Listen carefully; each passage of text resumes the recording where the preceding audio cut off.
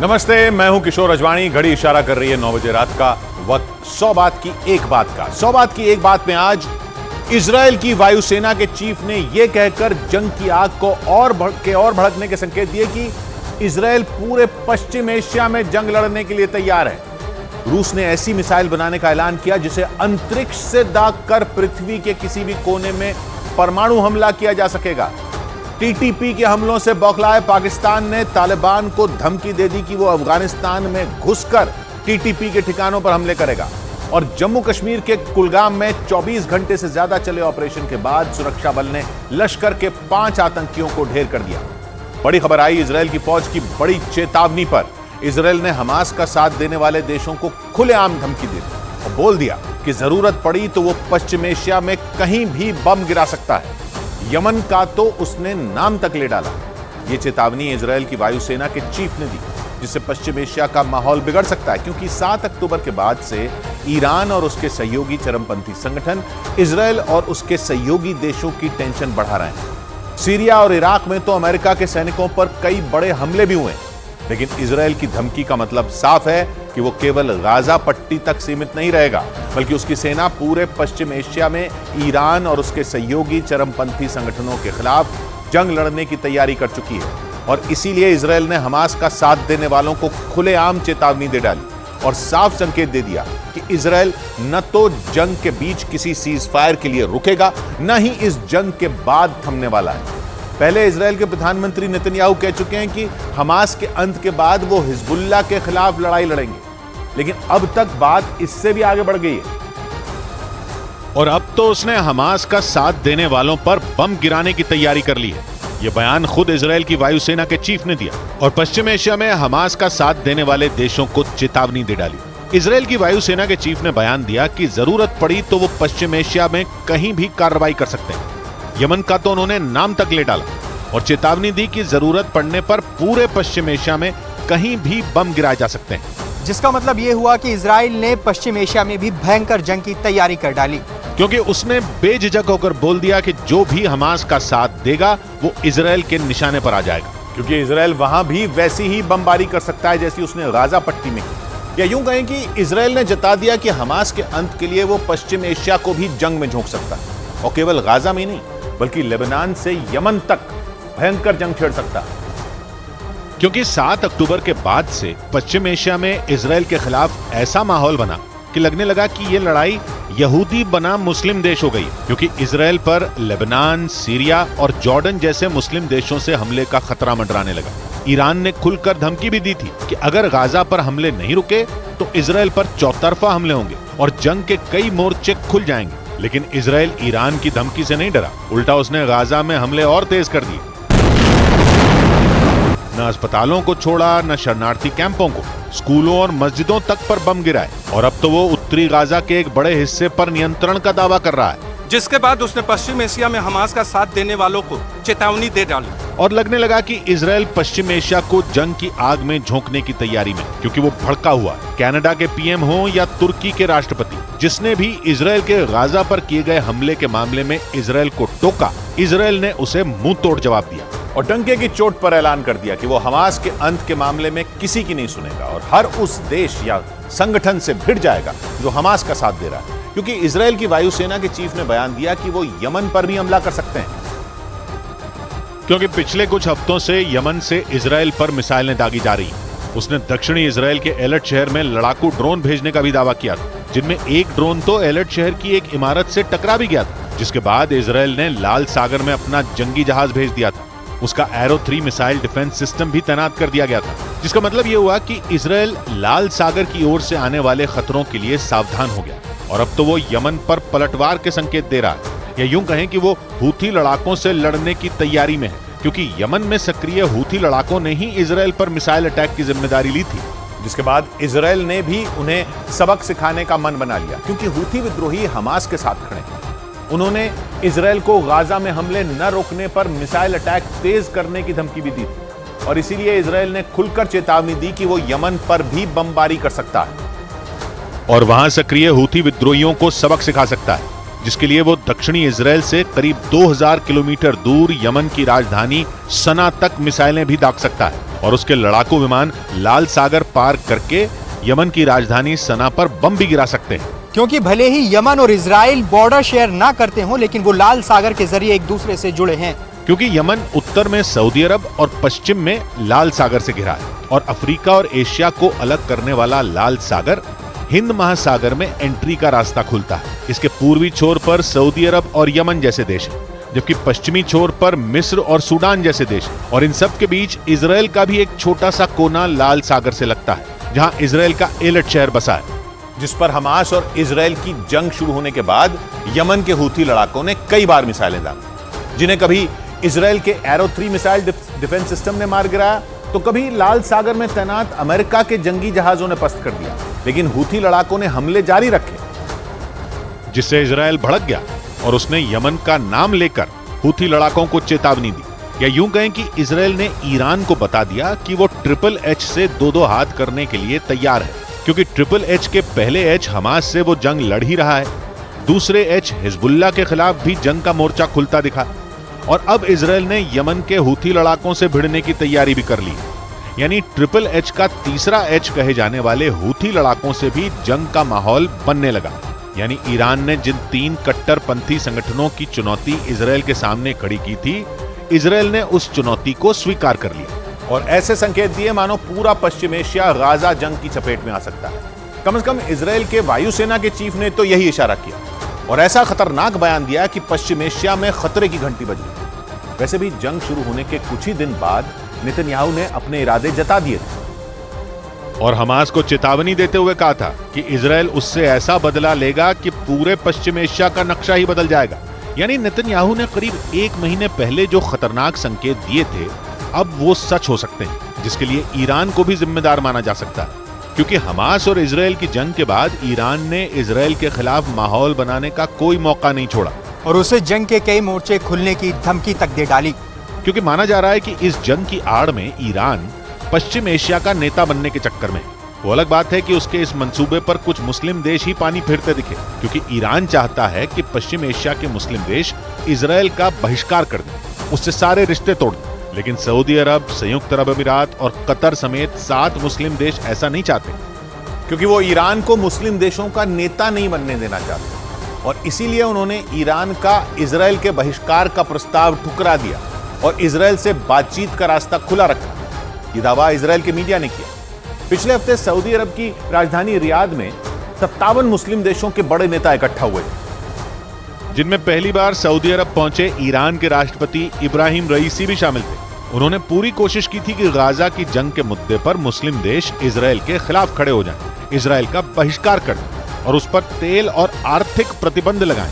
लेकिन सऊदी अरब, संयुक्त अरब अमीरात और कतर जैसे देशों ने ईरान का प्रस्ताव पास ही नहीं होने दिया, क्योंकि इन देशों को चिंता है कि गाजा की जंग ईरान को पश्चिम एशिया में मुस्लिम देशों का नेता बना देगी, जिसके बाद पश्चिम एशिया में शिया सुन्नी का झगड़ा भड़क सकता है, जिससे सऊदी अरब और संयुक्त अरब अमीरात जैसे सुन्नी देशों का नुकसान हो सकता है, क्योंकि ईरान में शिया मुसलमानों की आबादी ज्यादा है और हिजबुल्लाह और हूथी लड़ाकों जैसे शिया कट्टरपंथी संगठनों को ईरान का समर्थन हासिल है। और माना जा रहा है कि इसी बात ने सऊदी अरब को ईरान के खिलाफ खड़ा कर दिया, जिससे ईरान पर दबाव बढ़ सकता है और इजराइल ने तो उसकी परेशानी बढ़ाने की तैयारी कर ली।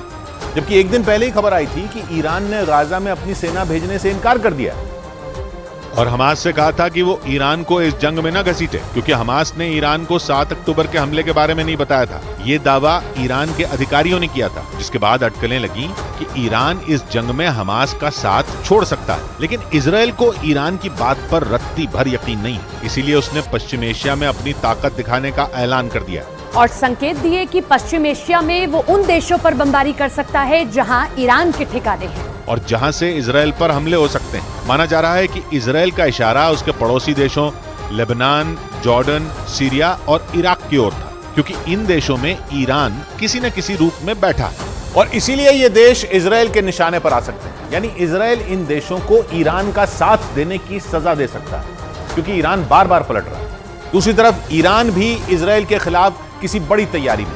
इसके संकेत तब मिले जब ईरान एक दिन पहले हमास की मदद से पीछे हट गया और उसके बाद उसके पलटने की खबर आई।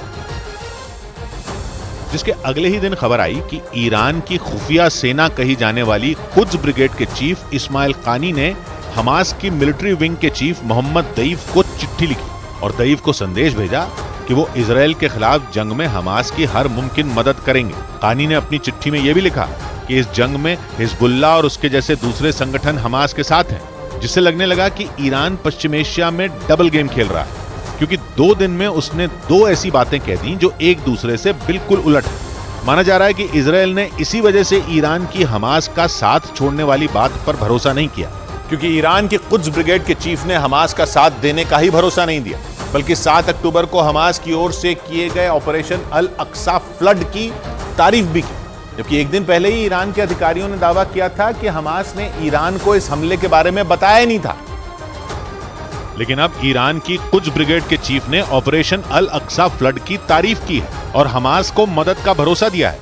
ईरान की कुद्स ब्रिगेड को वहां की खुफिया सेना कहा जाता है, जो ईरान की सेना की ही एक ब्रांच है और दूसरे देशों में ईरान के सैन्य अभियानों की जिम्मेदारी लेती है। और इसी ब्रिगेड ने हमास की मिलिट्री विंग के चीफ को मदद का भरोसा दिया, जो इजराइल के लिए खतरे की घंटी है। लेकिन इजराइल ने ठान लिया कि वो पश्चिम एशिया में ईरान की दाल गलने नहीं देगा, क्योंकि वो उसे सीधी चुनौती देने के लिए पश्चिम एशिया को जंग की आग में झोंकने की तैयारी करता दिखा।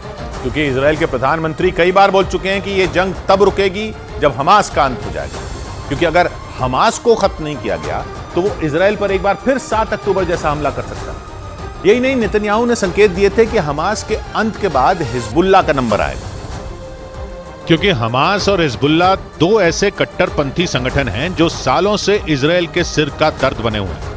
हिजबुल्लाह से इजराइल की जंग भी हो चुकी है, लेकिन 7 अक्टूबर को इजराइल में जो हुआ वो वहां के इतिहास का सबसे खतरनाक हमला था, जिसमें हमास के लड़ाकों ने करीब 1200 लोगों को मौत के घाट उतार दिया था। वो 200 से ज्यादा लोगों को बंधक बनाकर ले गए थे, जिन्हें छुड़ाने के लिए इजराइल ने गाजा में शवों का ढेर लगा दिया, ऊंची ऊंची इमारतों को पलक झपकते ही उड़ा दिया और गाजा शहर के एक बड़े हिस्से की हालत शमशान जैसी कर दी। इसी दौरान उत्तरी इजराइल में भी जंग का माहौल बनता दिखा, क्योंकि ईरान के समर्थन वाले हिजबुल्लाह ने इजराइल पर मिसाइलें दागी, जिसके बाद इजराइल ने संकेत दिया कि हमास के अंत के बाद हिजबुल्लाह का नंबर आएगा और इजराइल हिजबुल्लाह की जड़ें भी काट देगा। 2 दिन पहले आए नेतन्याहू के बयान से तो यही संकेत मिले, या यूं कहें कि इजराइल धीरे धीरे उन संगठनों को खत्म करने की तैयारी में है जो पश्चिम एशिया में ईरान की ढाल बनकर लड़ रहे हैं। हूथी लड़ाके वही संगठन हैं जिनकी आड़ में ईरान इजराइल के खिलाफ पश्चिम एशिया का माहौल बिगाड़ रहा है, और इसीलिए इजराइल ने गाजा के बाद लेबनान और यमन में बम बरसाने के संकेत दिए, क्योंकि लेबनान हिजबुल्लाह का गढ़ है और यमन हूथी लड़ाकों का। और इन संगठनों के अंत के लिए इजराइल यमन और लेबनान में भी वैसी ही बमबारी कर सकता है जैसी उसने गाजा में की थी। और अगर इतने से भी बात नहीं बनी तो सीरिया और इराक भी सुलग सकते हैं, क्योंकि अगर पश्चिम एशिया में ईरान ने HHH के जरिए इजराइल को उकसाना जारी रखा तो फिर तो इजराइल ऐसा तांडव कर सकता है कि मुस्लिम देश थर-थर कांपने लगे। क्योंकि आशंका है कि अगर पश्चिम एशिया में जंग फैली तो धीरे धीरे दुनिया के दूसरे हिस्सों पर इसका असर पड़ेगा, जिसके लिए अमेरिका और इजराइल ही नहीं, उनके कई सहयोगी देश भी ईरान को जिम्मेदार ठहरा रहे हैं। फ्रांस की ओर से तो ईरान को चेतावनी तक दे दी गई और उसने बयान जारी किया कि अगर पश्चिम एशिया में गाजा जंग की आग फैली तो इसके लिए ईरान जिम्मेदार होगा। फ्रांस ने यह बयान जारी करते हुए बताया कि उसने इस बारे में ईरान से बात की, यानी ईरान पर दबाव बनना शुरू हो गया, क्योंकि ईरान पश्चिम एशिया में जंग रोकने की नहीं बल्कि उसे बढ़ाने की तैयारी करता दिख रहा है। और इसी वजह से एक दिन पहले अमेरिका ने भी चीन से ईरान को रोकने के लिए कहा था। इस बारे में जो बाइडेन और शी जिनपिंग की सीधी बात हुई थी। दोनों नेता एक दिन पहले अमेरिका के सैन फ्रांसिस्को में हुई एपेक समिट में मिले थे, जिसमें अमेरिका ने चीन से कहा था कि वो ईरान पर दबाव बनाए और उससे कहे कि वो हमास और इजराइल की जंग की आग में घी न डाले, क्योंकि अमेरिका जानता है कि चीन और ईरान दोस्त हैं और चीन को इस बात का अंदाजा है कि ईरान पश्चिम एशिया में क्या करने की कोशिश कर रहा है। और इसीलिए शी जिनपिंग से हुई मुलाकात में बाइडेन ने उनसे 2 टूक बोल दिया था कि वो ईरान को रोकें और उससे कहें कि वो हमास और इजराइल की जंग को भड़काना बंद करें। यानी एक ओर इजराइल का साथ देने वाले देश ईरान पर दबाव बना रहे हैं और दूसरी ओर इजराइल पश्चिम एशिया में अपनी ताकत दिखाने की तैयारी कर रहा है, क्योंकि इस बार उसने ऐसी वैसी चेतावनी नहीं दी बल्कि सीधा बोल दिया कि वो पश्चिम एशिया में किसी भी देश पर बम गिरा सकता है, क्योंकि इस बार इजराइल अपने हर दुश्मन का अंत करके ही रुकेगा। बड़ी खबर आई इजराइल और हमास के बीच समझौते से जुड़ी खबर है कि जंग के बीच इजराइल और हमास के बीच एक समझौता हो सकता है। इजरायल के भीषण हमलों के बीच समझौते की खबर ने लोगों को चौंका दिया। ऐसा लगा कि कहीं जंग खत्म करने पर ही तो सहमति नहीं बन गई, लेकिन फिर पता चला कि यह समझौता हमास के कब्जे में मौजूद बंधकों को लेकर हो सकता है। हमास के पास इजरायल के 200 से ज्यादा बंधक होने का दावा है और अब खबर है कि इनमें कुछ बंधकों की रिहाई पर इजरायल और हमास के बीच एक डील हो सकती है, यानी जल्द ही हमास कुछ बंधकों को रिहा कर सकता है। माना जा रहा है कि इजरायल के घातक हमलों की वजह से ही हमास बंधकों के मुद्दे पर एक कदम पीछे हटने को तैयार हुआ है, क्योंकि सीज फायर होने पर बंधकों को छोड़ने की उसकी शर्त को इजरायल बार बार ठुकरा रहा है। जबकि हमास लगातार इस कोशिश में है कि कुछ दिनों के लिए जंग को रोक दिया जाए, लेकिन इजरायल ने साफ कर दिया कि हमास का खात्मा होने तक वो सीज फायर के बारे में सोच भी नहीं सकता, क्योंकि इजरायल की शर्त यह है कि पहले बंधक छोड़े जाएं, फिर वो सीज फायर के बारे में सोचेगा। हालांकि अब दोनों के बीच बंधकों को लेकर बात बनती हुई दिख रही है। न्यूज एजेंसी रॉयटर्स के मुताबिक इजरायल और हमास के बीच जल्द एक समझौता हो सकता है। खबर के मुताबिक 2 रोज पहले इजरायल की खुफिया एजेंसी मोसाद के चीफ कतर गए थे, जहां कतर की मध्यस्थता में हमास से समझौते को लेकर कुछ शर्तों पर बातचीत की भी खबर है। मतलब ये कि इजरायल भी अपने बंधकों की रिहाई के लिए हमास जैसे कट्टर दुश्मन के साथ भी समझौता करने को तैयार है। लेकिन खबर है कि हमास ने इजरायल के सिर्फ 50 बंधकों को ही छोड़ने की बात कही और उसके बदले में उसने 3 दिन के सीज फायर की मांग कर दी। यानी बंधकों की रिहाई पर कई तरह की शर्तें रखकर हमास अड़ंगा लगा रहा है। कहा जा रहा है कि इसीलिए इजरायल और हमास के बीच समझौता नहीं हो पा रहा, क्योंकि इजरायल पहले ही साफ कर चुका है कि वो गाजा में हमले नहीं रोकेगा, लेकिन बंधकों की रिहाई के मुद्दे पर उसे फिर से सोचना पड़ा और उसने समझौते के लिए बातचीत भी कतर के जरिए शुरू की। लेकिन खबर है कि हमास ने इजरायल के सिर्फ 50 बंधकों को ही छोड़ने की बात कही और यही वजह बताई जा रही है कि दोनों के बीच समझौता नहीं हो पा रहा। और वो नहीं चाहता है कि हमास के कब्जे में उसके नागरिकों को एक खरोंच तक आए, क्योंकि इजरायल के लिए उसके सभी बंधक मायने रखते हैं। 7 अक्टूबर को इजरायल पर हमले के दौरान हमास ने 240 से ज्यादा लोगों को बंधक बनाया था, लेकिन 1 महीने से ज्यादा वक्त बीत चुका है, मगर बंधक कहां हैं, किस हाल में हैं, इसकी जानकारी इजरायल की सेना और सुरक्षा एजेंसियों को नहीं लग पाई है। और यही वजह रहेगी कि बंधकों की रिहाई के मुद्दे पर नेतन्याहू घर में ही घिरते जा रहे हैं और वहां आए दिन नेतन्याहू के खिलाफ प्रदर्शन भी हो रहे हैं।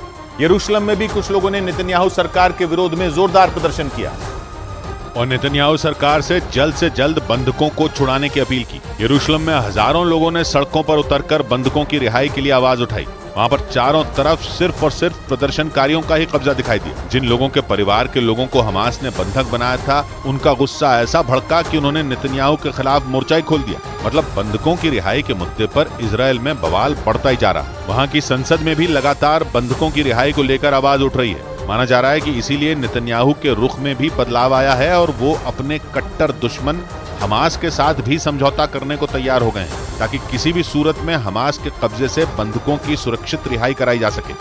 बड़ी खबर आई गाजा के अस्पतालों पर हो रहे ताबड़तोड़ हमलों से जुड़ी। खबर है कि इजरायल की सेना को अल शिफा अस्पताल के पास हमास की सबसे बड़ी सुरंग मिली है। इस सुरंग का पता तब चला जब इजरायल की सेना ने हमास के लड़ाकों को खदेड़ने के बाद वहां सर्च ऑपरेशन चलाया। इजरायल का दावा है कि सिर्फ अल शिफा ही नहीं, बल्कि गाजा के तमाम अस्पताल हमास के गढ़ हैं और इसी वजह से गाजा के अस्पताल इजरायल के निशाने पर आ गए। इजरायल का दावा है कि अस्पताल के नीचे हमास ने अपने कमांड सेंटर बना रखे हैं। और तो और इजरायल का आरोप है कि हमास इन अस्पतालों का इस्तेमाल अगवा किए गए बंधकों को छिपाकर रखने के लिए कर रहा है।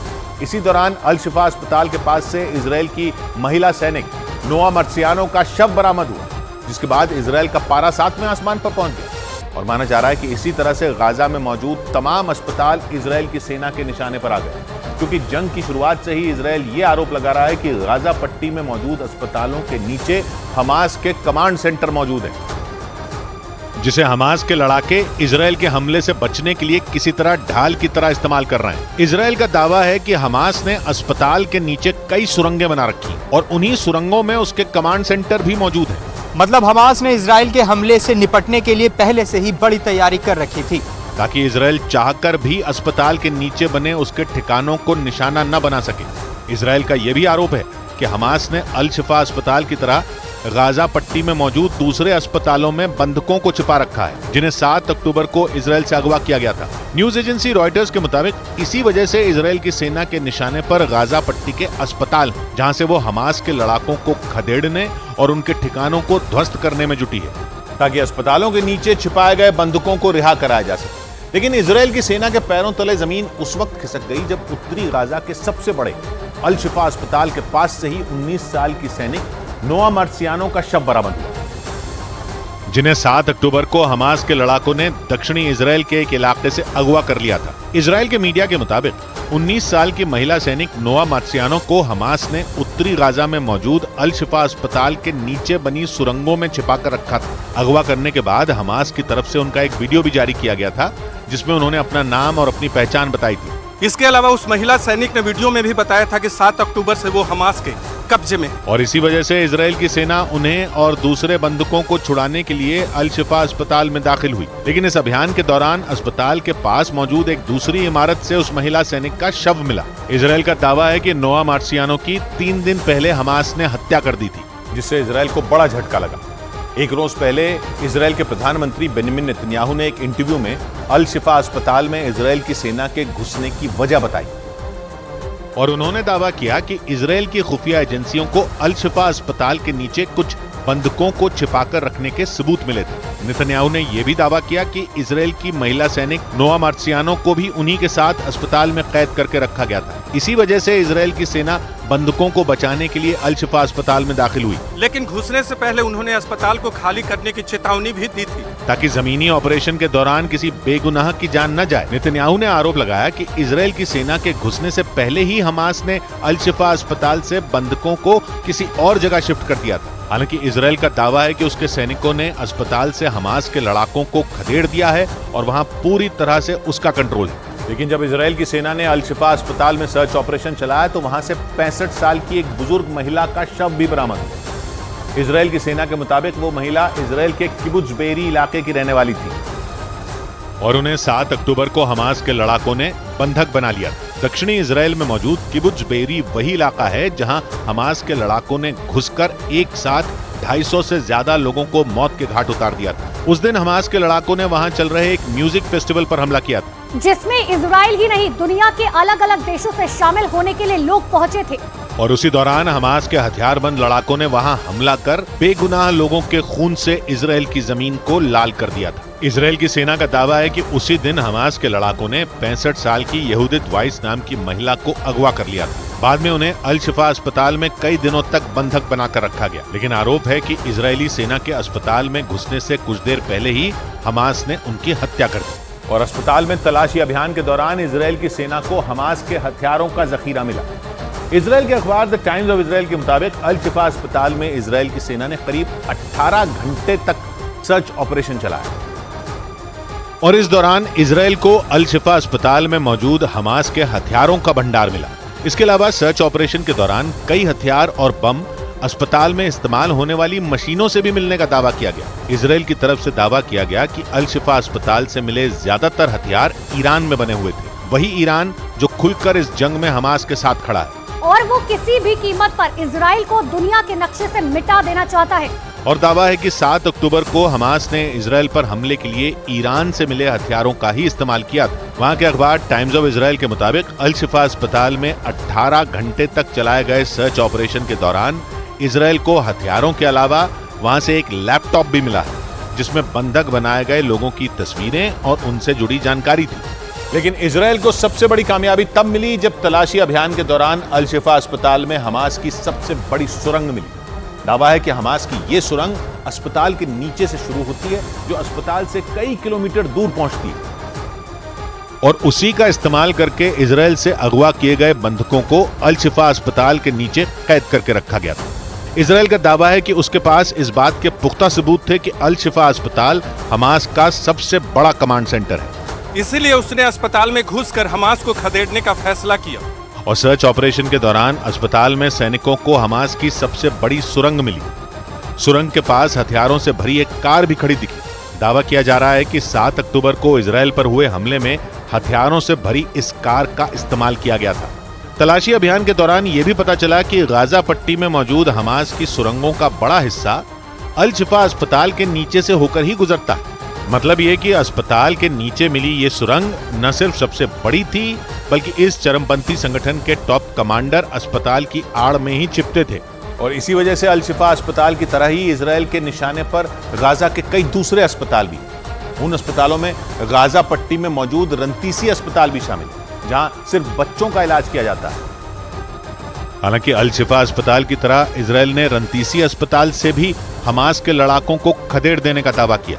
इजराइल का आरोप है कि रंतीसी अस्पताल के नीचे मौजूद सुरंगों में भी हमास ने कमांड सेंटर बना रखा था। और अपने इस दावे के समर्थन में कुछ दिन पहले इजराइल ने रंतीसी अस्पताल के वीडियो भी जारी किए थे और ये आरोप लगाया था कि हमास के लड़ाके अस्पताल की आड़ में आतंक की फैक्ट्री चला रहे हैं। इजराइल का आरोप है कि रंतीसी अस्पताल सिर्फ कहने के लिए अस्पताल था, जबकि उसे हमास ने अपना सबसे बड़ा ठिकाना बना रखा था। दावा किया गया कि इजराइल की सेना जब उस अस्पताल के बेसमेंट में पहुंची तो उसे वहां हथियारों का जखीरा मिला। यही नहीं, अस्पताल के कई दूसरे कमरों में भी बड़ी संख्या में हथियार रखे हुए थे और उन्हीं हथियारों को दिखाकर इजराइल ने पूरी दुनिया के सामने हमास की हकीकत सामने लाने की कोशिश की। बच्चों के उस अस्पताल के नीचे मौजूद सुरंगों में मिले हथियारों से साफ हो गया कि हमास ने कई दिनों तक जंग लड़ने की तैयारी की हुई थी, जिसके लिए उसने रंतीसी अस्पताल के नीचे एक अलग दुनिया बना रखी थी। इजराइल का दावा है कि हमास के लड़ाके हमला करने के बाद इन्हीं सुरंगों में छिप जाते थे, क्योंकि अस्पताल के नीचे होने की वजह से इन सुरंगों पर बम और मिसाइलों से भी हमला नहीं किया जा सकता था। यही नहीं, हमास की रणनीति ये थी कि इजराइल दूसरे देशों के दबाव में आकर अस्पताल पर हमला नहीं करेगा, जिससे वो लंबे वक्त तक वहां छिपे रह सकते थे। लेकिन इजराइल की सेना ने उसके इस प्लान पर पानी फेर दिया। इसके अलावा इजरायली सैनिकों को रंतीसी अस्पताल के नीचे कुछ मोटरसाइकिलें भी मिली। दावा किया गया कि इन्हीं मोटरसाइकिलों के जरिए हमास के लड़ाके 7 अक्टूबर वाले दिन इजराइल के अलग अलग शहरों में दाखिल हुए थे और वहां सैकड़ों यहूदियों की हत्या कर दी थी, जिससे वहां कोहराम मच गया था। इजराइल के अखबार द टाइम्स ऑफ इजराइल के मुताबिक हमास ने ईरान की मदद से गाजा के अस्पतालों को हथियारों का गोदाम बना दिया था, जिससे यह अंदाजा लगाया जा रहा था कि हमास इजराइल से दो हाथ करने के लिए पहले से ही पूरी तैयारी कर चुका था। क्योंकि जैसे ही इजराइल के सैनिक उत्तरी गाजा के रंतीसी अस्पताल में पहुंचे तो उनके होश उड़ गए। वहां हमास ने हथियारों का एक बहुत बड़ा गोदाम बना रखा था, जिन्हें देखकर यह यकीन करना मुश्किल था कि बच्चों के अस्पताल के नीचे इतनी बड़ी संख्या में गोला बारूद और खतरनाक हथियार छिपाकर रखे गए थे। यही नहीं, इजराइल को वहां से आत्मघाती हमला करने में इस्तेमाल होने वाली कई जैकेट भी मिली थी और दावा किया गया कि उन जैकेट के जरिए हमास के लड़ाके इजराइल की सेना पर आत्मघाती हमले की तैयारी में थे। इसके अलावा अस्पताल से बड़ी संख्या में ग्रेनेड और दूसरे हथियार भी बरामद किए गए। हालांकि इजराइल के मुताबिक उसके सैनिकों के वहां पहुंचने से पहले ही हमास के लड़ाके वहां से भाग चुके थे। इजराइल का दावा है कि रंतीसी की तरह ही उत्तरी गाजा के कई दूसरे अस्पताल भी हमास के हथियारों से भरे हुए हैं। और ब्रेकिंग न्यूज है, गाजा के दक्षिणी छोर पर रफा बॉर्डर से जुड़ी खबर है कि गाजा में ईंधन की सप्लाई के लिए इजराइल राजी हो गया है। अमेरिका की तरफ से बढ़ रहे दबाव को इस फैसले की बड़ी वजह माना जा रहा है। खबरों के मुताबिक इजराइल इस बात पर सहमत हो गया है कि गाजा में रोजाना ईंधन ले जाने वाली गाड़ियों को रोका नहीं जाएगा। गाजा पट्टी के ज्यादातर अस्पताल ईंधन की कमी से जूझ रहे हैं। हमास के स्वास्थ्य मंत्रालय के मुताबिक ईंधन और दवाओं की कमी के कारण वहां मरीजों की मौत हो रही है। नीरज हमारे साथ जुड़ रहे हैं इजराइल से। तो नीरज, यानी इजराइल राजी हो गया, अब ईंधन जा सकेगा अस्पतालों को? जी किशोर, बहुत बड़ी खबर है, क्योंकि इजराइल पहली बार 7 अक्टूबर के बाद इस बात को राजी हुआ है कि वो ईंधन की ट्रकें गाजा बॉर्डर के अंदर भेजेगा। लेकिन ईंधन के ट्रकों की सीमा सिर्फ 2 रहेगी, जो हमें जानकारी मिली है। और इजराइल की वॉर कैबिनेट ने यह फैसला लिया है। दरअसल IDF और शिन बेट, जो कि एजेंसी है यहाँ की सुरक्षा एजेंसी, उनकी तरफ से अनुरोध किया गया था वॉर कैबिनेट से कि आप इस तरह का फैसला लें ताकि गाजा के अंदर ईंधन की 2 ट्रकें भेजी जाए। दरअसल अमेरिका ने अनुरोध किया था और अमेरिकी अनुरोध को मानते हुए IDF और शिन बेट की तरफ से इस तरह का अनुरोध इजराइल की वॉर कैबिनेट को किया गया था और वॉर कैबिनेट ने यह फैसला लिया गया। लेकिन ये ईंधन उसी तरह से भेजे जाएंगे किशोर, जिस तरह से मानवीय सहायता भेजी जा रही है। जी शुक्रिया नीरज। इससे पहले गाजा के कई अस्पतालों को ईंधन ना मिलने की वजह से बंद पड़ने की उनकी खबर आ रही थी और ऊपर से इजराइल की सेना अस्पतालों पर हमले का एक भी मौका नहीं छोड़ रही। इसी कड़ी में इजराइल ने अल कुद्स अस्पताल पर हमला बोल दिया, जिससे वहां तबाही मच गई। इजराइल के हमले के बाद हमास की तरफ से अल कुद्स अस्पताल का एक वीडियो भी जारी किया गया, जिसमें गाजा के दूसरे सबसे बड़े अस्पताल से बड़ी संख्या में लोग जान बचाने के लिए किसी दूसरे इलाके की तरफ जाते दिखाई दिए। हमास की तरफ से जो वीडियो जारी किया गया उसमें अल कुद्स अस्पताल में इलाज करा रहे लोग मलबे से भरी सड़क पर चलते नजर आए। कुछ लोग तो अपने बीमार घर वालों को अस्पताल के बेड के साथ ही ले जाते दिखाई दिए। बताया गया कि ये वीडियो 13 नवंबर का है और उसी दिन इजराइल के हमले के बाद अल कुद्स अस्पताल को लोगों ने खाली कर दिया था। मतलब उत्तरी गाजा में मौजूद अल कुद्स अस्पताल ने काम करना बंद कर दिया है, जिससे इलाज करा रहे लोगों को वहां से जाने के लिए मजबूर होना पड़ा। वहीं इजराइल की तरफ से दावा किया गया कि उसकी सेना ने अस्पताल में छिपे हमास के 20 से ज्यादा लड़ाकों को मार गिराया है। उधर बड़ी खबर आई दक्षिणी गाजा में इजराइल के बड़े हमले से जुड़ी। फिलिस्तीन के मीडिया ने दावा किया कि दक्षिणी गाजा के खान यूनिस शहर को निशाना बनाकर इजराइल ने बहुत बड़ा हमला कर दिया, जिसमें फिलिस्तीन के 10 नागरिकों की मौत का दावा किया गया, जबकि कई लोग जख्मी हो गए। खबर के मुताबिक एक इमारत को निशाना बनाकर इजराइल की वायुसेना ने हवाई हमला किया। इसके अलावा इजराइल की सेना ने खान यूनिस शहर समेत दक्षिणी गाजा के कई शहरों में पर्चे गिराए हैं। इन पर्चों में लोगों को तुरंत दक्षिणी गाजा भी खाली करने के लिए निर्देश दे दिए गए हैं। खान यूनिस वही इलाका है जिसे दक्षिणी इजराइल में हमास के लड़ाकों का दक्षिणी गाजा में हमास के लड़ाकों का सबसे बड़ा गढ़ कहा जाता है। यहीं पर हमास का टॉप लीडर यहिया सिनवार पैदा हुआ था और इजराइल का दावा है कि उसी ने हमास कमांडर मोहम्मद दईफ के साथ मिलकर 7 अक्टूबर के हमले की साजिश रची थी। उस हमले के बाद से ही इजराइल की सेना यहिया सिनवार के खून की प्यासी है और खबरों के मुताबिक उत्तरी गाजा में हमास के चीफ इस्माइल हानिया के ठिकाने पर हमले के बाद अब इजरायली सेना के रडार पर दक्षिणी गाजा में मौजूद यहिया सिनवार का गढ़ है। क्योंकि इजराइल की सेना का दावा है कि खान यूनिस इलाके में हमास के खूंखार लड़ाकों के साथ खुद यहिया सिनवार छिपकर बैठा है और वो वहीं से अपने लड़ाकों को इजरायली सैनिकों का निशाना बनाने के निर्देश देता है। पिछले हफ्ते इजराइल के रक्षा मंत्री ने भी इस बात की पुष्टि की थी कि इजराइल की घेरेबंदी की वजह से यहिया सिनवार गाजा छोड़कर भाग नहीं सका, जबकि खबरें सामने आ रही थीं कि उत्तरी गाजा पर इजराइल के ताबड़तोड़ हमलों के दौरान यहिया सिनवार कुछ बड़े हमास कमांडरों के साथ समंदर के रास्ते या सुरंगों के जरिए भाग निकला है। यानी इजराइल की सेना के कदम उत्तरी गाजा में कब्जे के बाद अब दक्षिणी गाजा में पड़ चुके हैं और उनका पहला मकसद हमास के टॉप लीडर यहिया सिनवार को तलाशना और उसे मौत के घाट उतारने का है। और इसका ट्रेलर भी इजराइल की सेना ने दिखाना शुरू कर दिया। फिलिस्तीन की न्यूज एजेंसी वाफा के मुताबिक दक्षिणी गाजा के खान यूनिस शहर में इजराइल की वायुसेना ने बहुत बड़ी स्ट्राइक कर दी। खबर के मुताबिक इस हमले में 10 फिलिस्तीनी नागरिकों की मौत हो गई, जबकि कई लोग जख्मी बताए जा रहे हैं। यानी उत्तरी गाजा से हमास के लड़ाकों के सफाए का दावा करने के बाद इजराइल की सेना ने बिना वक्त गंवाए दक्षिणी गाजा पर धावा बोल दिया। न्यूज एजेंसी वाफा के मुताबिक इजराइल की सेना ने एक इमारत को निशाना बनाकर जोरदार हवाई हमले किए और एक ही झटके में उसे तबाह कर दिया। वाफा के मुताबिक खान यूनिस शहर में जिस जगह इमारत पर हमला हुआ वो जगह यहिया सिनवार के घर के पास ही मौजूद है। और इजराइल ने दावा किया कि खान यूनिस शहर के उस इमारत में ही हमास के आतंकियों ने अपना ठिकाना बना रखा था, जिसका पता लगते ही उसकी वायुसेना ने वहां मिसाइलें दाग दी। खान यूनिस में यहिया सिनवार के घर के करीब इजराइल के इस हमले से एक बात साफ हो गई कि नेतन्याहू की फौज सिर पर सिनवार को खत्म करने का कफन बांधकर दक्षिणी गाजा में घुसी है, क्योंकि यहिया सिनवार हमास का वो चेहरा है जो बीते करीब 40 साल से इजराइल के सीने पर लगातार जख्म दे रहा है। और 7 अक्टूबर को तो उसने इजराइल को ऐसे गहरे घाव दिए थे जो शायद ही कभी भरे। उसकी इसी क्रूरता और बेरहमी की वजह से इजराइल की सेना ने उसे खान यूनिस का कसाई तक कह दिया था। क्योंकि दक्षिणी गाजा के खान यूनिस शहर में पैदा हुए यहिया सिनवार की क्रूरता के किस्सों से न सिर्फ इजराइल के लोग दहशत में रहते हैं बल्कि फिलिस्तीनी भी उससे खौफ खाते हैं। इजराइल के मीडिया के मुताबिक फिलिस्तीन से गद्दारी उसे किसी भी कीमत पर बर्दाश्त नहीं। मीडिया रिपोर्ट के मुताबिक इजराइल का समर्थन करने वाले कई फिलिस्तीनियों को उसने गाड़ियों के पीछे बांधकर घसीट कर मरवा दिया था। यहिया सिनवार पर फिलिस्तीन के चरमपंथी संगठन फतह के कुछ नेताओं को भी मोटरसाइकिल के पीछे बांधकर घसीट कर मरवा देने का आरोप लगा था। हालांकि उन्होंने इजराइल के साथ समझौता करने और शांति बहाली की बात कह दी थी और इसी वजह से उसे खान यूनिस का कसाई कहा जाने लगा। इजराइल की सेना के मुताबिक यहिया सिनवार महिलाओं और बच्चों को अपनी ढाल बनाकर बंकरों और सुरंगों में छिपा है। लेकिन इजराइल की सेना यह भी दावा कर रही है कि दक्षिणी गाजा में हमास के खिलाफ जारी ऑपरेशन के दौरान सबसे पहले यहिया सिनवार को ही खत्म किया जाएगा, चाहे वो गाजा के पाताल लोक में ही क्यों न छिपा हो। क्योंकि इजराइल के मुताबिक 7 अक्टूबर को उसकी जमीन पर लोगों का खून बहाने की पूरी स्क्रिप्ट हमास का लादेन कहे जाने वाले यहिया सिनवार नहीं लिखी थी। गाजा की सुरंगों में छिपकर उसने इजराइल पर जमीन, हवा और पानी के रास्ते ऐसा हमला करवाया जिससे पूरी दुनिया दहल गई थी।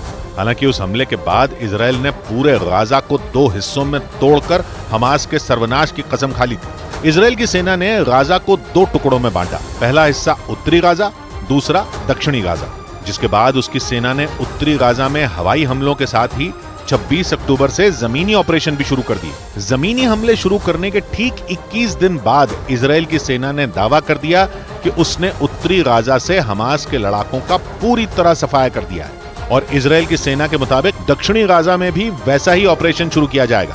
यानी इजराइल की मंशा साफ है कि उसकी सेना तब तक हथियार नहीं रखेगी जब तक हमास का पूरी तरह से खात्मा ना हो जाए। हालांकि उत्तरी गाजा के बाद अब दक्षिणी गाजा की तरफ बढ़ते इजरायली सेना के कदम से माना जा रहा है कि नेतन्याहू हमास को पूरी तरह खत्म करके ही दम लेंगे और इसके लिए उन्होंने दक्षिणी गाजा में हमास के उन ठिकानों को तबाह करने का प्लान बना लिया है जहां से हमास के लड़ाकों को इजराइल के खिलाफ जंग में डटे रहने के लिए खाद्य पानी मिल रहा है। यानी इजराइल की फौज के निशाने पर वो ठिकाने हैं जहां से अब भी हमास के लड़ाकों को गोला बारूद, हथियार और दिशा निर्देश मिल रहे हैं। हमास को पूरी तरह मिट्टी में मिलाने में इजराइल की सेना को गाजा की भौगोलिक स्थिति का भी फायदा मिल रहा है, क्योंकि 41 किलोमीटर लंबी और 10 किलोमीटर चौड़ी गाजा पट्टी का पश्चिमी हिस्सा भूमध्य सागर से लगता है और दक्षिण पश्चिम में वो मिस्र के साथ सीमा साझा करती है, जबकि पूर्व और उत्तर में वो पूरी तरह इजराइल से घिरी। गाजा में बहने वाली नदी ने भी उसे 2 टुकड़ों में बांटने में इजराइल की मदद की, क्योंकि ये नदी पूर्व में इजराइल से निकलकर पश्चिम में भूमध्य सागर में जाकर मिलती है और पूरे गाजा को 2 टुकड़ों में बांट देती है। और इसी का फायदा उठाकर इजराइल की सेना ने गाजा के 2 टुकड़े कर दिए। अमेरिका के न्यूज चैनल CNN के मुताबिक इजराइल की सेना ने दक्षिणी गाजा के कुछ हिस्सों में पर्चे गिराए, जिनके जरिए वहां रहने वाले नागरिकों को यह निर्देश दिए गए कि वो जितनी जल्दी हो सके उस इलाके को खाली कर दें, जिससे इस बात की आशंका और ज्यादा बढ़ गई कि बहुत ही जल्द दक्षिणी गाजा में इजराइल की सेना मिसाइलों और रॉकेट की बारिश करने वाली। CNN के मुताबिक उन पर्चों में साफ साफ लिखा है कि हमास के आतंकियों के ठिकानों के पास रहने वाले लोग अपना घर तुरंत छोड़ दें, ताकि मिलिट्री एक्शन के दौरान आम लोगों की जान बचाई जा सके। यानी पर्चे में लिखी बातों से ये तो साफ है कि इजराइल की सेना दक्षिणी गाजा में भी वैसा ही एक्शन लेने वाली है जैसा उसने उत्तरी गाजा में हमास के ठिकानों पर लिया था, क्योंकि वहां भी हमले से पहले इजराइल की सेना ने ऐसे ही पर्चे गिराए थे और आम फिलिस्तीनियों को दक्षिणी गाजा की तरफ चले जाने के निर्देश दिए थे। CNN के मुताबिक करीब पूरे दक्षिणी गाजा में ऐसे पर्चे जगह जगह गिराए गए हैं, जिससे वहां शरण लिए हुए लोगों और वहां के रहने वालों की सांसें अटक गईं और वहां के लोगों की जान पर आफत आ गई, क्योंकि इजराइल की सेना ने कसम खा रखी है कि पूरे गाजा से हमास के ठिकानों का नामो निशान मिटा दिया जाएगा। एक रोज पहले ही इजराइल ने दावा किया कि उसने हमास के प्रमुख इस्माइल हानिया के घर को पूरी तरह तबाह कर दिया और इसके लिए उसकी सेना ने इस्माइल हानिया के घर पर इतने बम गिराए कि पूरा इलाका धुआं धुआं हो गया। इस्माइल हानिया के घर पर किए गए भीषण हमले का एक वीडियो भी इजराइल की सेना ने जारी किया, जिसमें कान के पर्दे फाड़ देने वाले तेज धमाके होते दिखे। इजराइल का दावा है कि 7 अक्टूबर को उस पर हुए हमले में इस्माइल हानिया ने बड़ी भूमिका निभाई थी। इजराइल को बर्बाद कर देने का सपना देखने वाले यहिया सिनवार और मोहम्मद दईफ के साथ कतर में बैठा इस्माइल हानिया लंबे वक्त से इजराइल की सेना के लिए नासूर बना हुआ है और इसीलिए इजराइल हर हाल में इन तीनों की गर्दन जल्द से जल्द दबोच लेना चाहता है। बड़ी खबर आई उत्तरी गाजा से। इजराइल की सेना ने वहां लगातार तीसरे दिन अल शती शरणार्थी कैंप पर धावा बोल दिया। घनी आबादी वाले इस इलाके की गलियों में इजराइल के सैनिक टैंक लेकर घुस गए और हमास के ठिकानों पर जोरदार हमले कर दिए। इसके बाद हमास के लड़ाकों और इजराइल के सैनिकों के बीच आमने सामने की लड़ाई शुरू हो गई। दोनों तरफ से हुई ताबड़तोड़ गोलीबारी की वजह से पूरा इलाका दहशत में आ गया।